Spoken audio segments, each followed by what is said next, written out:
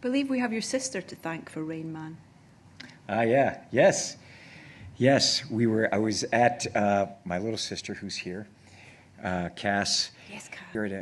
We were at a restaurant, you know, I was eating at a table, and she goes, "There's Dustin Hoffman." I looked up, and there he was with a hat, and he was doing Death of a Salesman. And he was ordering takeout. She goes, you go over and you say hello to him. I said, what? I'm not going to go say hello to him. She goes, you love him, and you know his career. You could go over and say hello. It's like, and she doesn't do stuff like that. Like, she's not, and I don't walk up to people and introduce myself. But she was so pushy. And she literally said, she goes, look, if you don't do it, I'm going to just go over and I'm going to tell him who you are and that you're over there. I was like, he's not even going to know who I am. This is like going to be really humiliating. I'm not doing it. So finally she pestered me so much, I said, okay, I'll go over and say hello.